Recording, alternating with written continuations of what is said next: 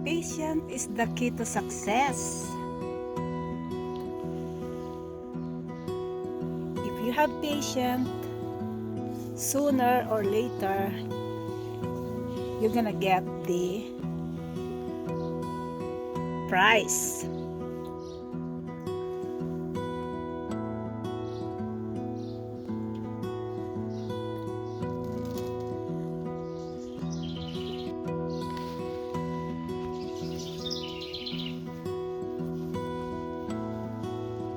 Pag may tiyaga, may nilaga. So that's the main reason. So you have to be patient and aani kayo. May ilalaga kayo.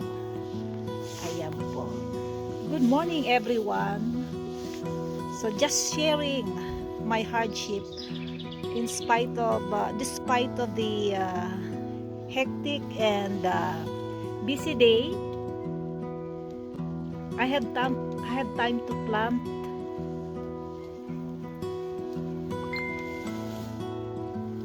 so I'm making this one as a fertilizer, and look what I have here, and until now I'm still working on this.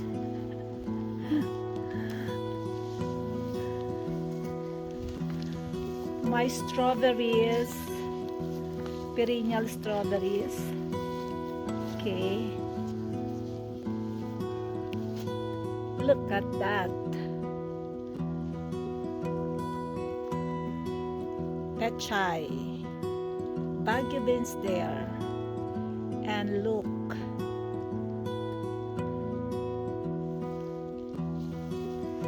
and look at this. Ayan, so ito parang pechay din yan. You can eat this raw.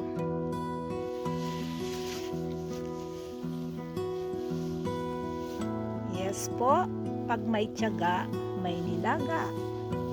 Pag may tiyaga, may ilalaga. May flowering plants. Look. Similya na lang para hindi tayo bibili. Yan, bleeding heart. Ang mahal itong bleeding heart na yan, $10. Okay. So, tumubo na mga grass. Rhubarb. Ito yung nilinis ko. And, ayan, tumutubo na naman ang mga damo. Actually, mga seed yan ng hollyhocks. Yan, ayaw lumaki ng aking plum. Yan. May rose. My peony bulb. Look at this. Purple. Oh no, that is a old rose color. Iris. Yes. In a week, lalabas na yan ang aking peony. See? Pag may tiyaga, may beautiful flowers. Look. I'm still working on this. Ayan. Haha. Ayan. I just planted this. Zinnias. Zinnia. Look. Aalisin ko na yung iba dyan para ng mga gulay. Nakakatawa na. Ayan. My hydrangea.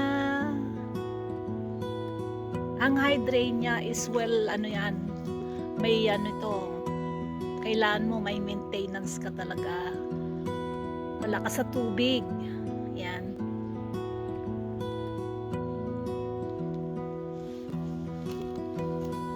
So, bumili lang ako ng mga ganito para itanim ko.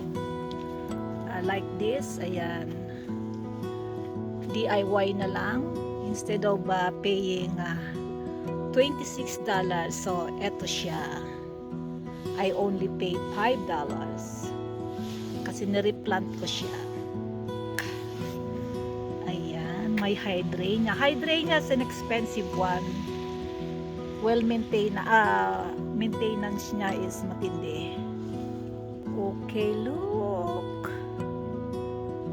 Ay, different color of my hydrangea. Ayan, thank you for watching, guys. Hope you like my video and na-inspire kayo na magtanim, especially veggies. Kasi ang veggies ay mapapakinabangan natin. Depende sa mood natin yan. I want flowering plants also because masaya ko pagka may flower. Pag namumulaklak na. I-update ko kayo guys sa susunod na mga video ko sa pagbuka ng aking mga peonies. Ayan. Kasi right now, bulb pa lang siya. Para makita nyo ang kagandahan. Maraming salamat. Please subscribe. Uy Ganda Channel. And press naman po ang bell notification para lagi kayong updated sa mga videos ni Uy Ganda. Ayan, isn't it pretty? Uy Ganda.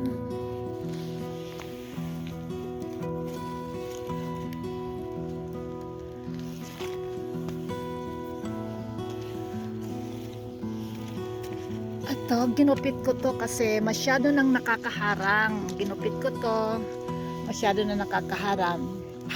I'm going to put this on my flower vase. Bye! See you on my next video. By the way guys, this is romaine lettuce. Ayan, romaine lettuce. Kunin natin yung sign, nagbulok yung sign. So this is it, romaine lettuce. So this is a romaine lettuce also. I forgot the name before. Yeah. And that is pichay. And then this one is Swiss chard. Ayan. Swiss chard. Ang pagluto niyan pwedeng stir fry, gisa-gisa, or put it on a soup. So this is another lettuce. Nabukay lang dyan. May tomato. My green beans. Getting bigger. Tomato. Yung eggplant ko mukhang walang pag-asa. Zucchini. My zucchini. Look at this. And look. Melon. This is melon. Melon ako niyan. And this is a squash.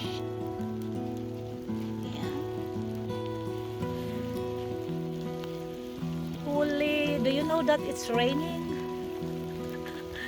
Ayan, hindi ko po inaalis yan ito kasi ito ay hollyhocks flowering plants. Ayan. Look. So I planted this. And then this one, I put it on the small pot.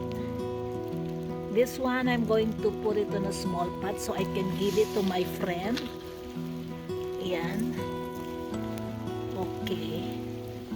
So ako po ay while minsan nagpapahinga, pag napupunta po ako rito, nagbubunot-bunot na ako ng mga damo. Look at my pala. Ang hirap. Ako lang po ang gumagawa nito lahat. Yeah.